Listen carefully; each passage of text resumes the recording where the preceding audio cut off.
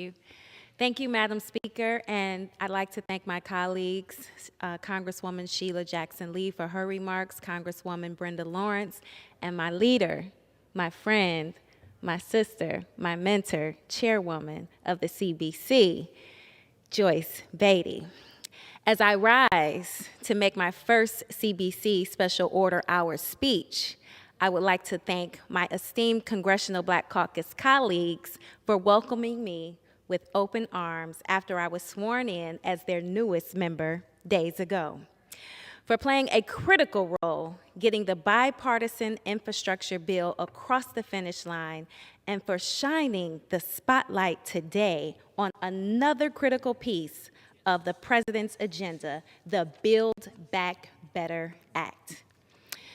Madam Speaker, the Congressional Black Caucus is often called the conscience of the Congress, and for good reason. The bipartisan infrastructure bill signed into law today by President Biden is a historic win for our economy, our communities, and the people of my district and from across this nation.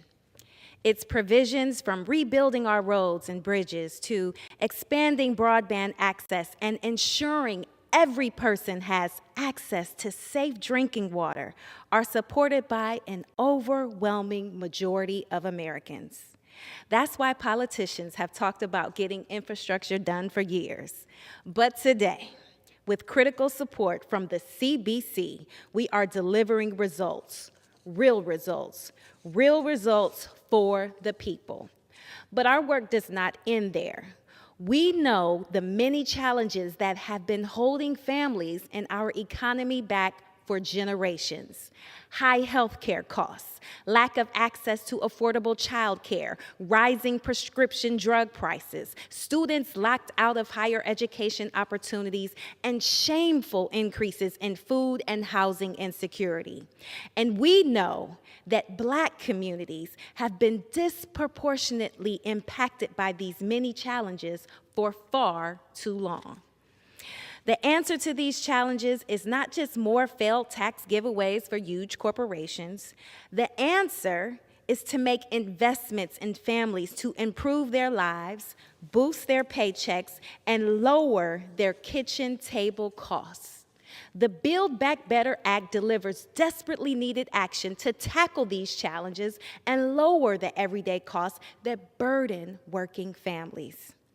It lowers healthcare costs by allowing Medicare to negotiate lower drug costs for seniors and expanding the ACA to bring down rising premiums. It provides universal preschool for all 3 to 4-year-olds, giving every student a chance to have a head start. It expands access to higher education by raising the maximum Pell Grant and making large investments in HBCUs and other minority-serving institutions. And it includes critical provisions to ensure no child goes hungry and every American has a roof over their head. Our task now is to pass a bill that reflects the President's agenda and our values, to promote equity, to ensure everyone has the opportunity to find a good-paying job, and to put money back in the pockets of American families by lowering the cost of living. Together, with the bipartisan infrastructure bill, the Build Back Better agenda is going to create millions of jobs, reduce poverty, and rebuild the backbone of our country, the middle class. This is what delivering for the American people looks like. Madam Speaker, I yield back.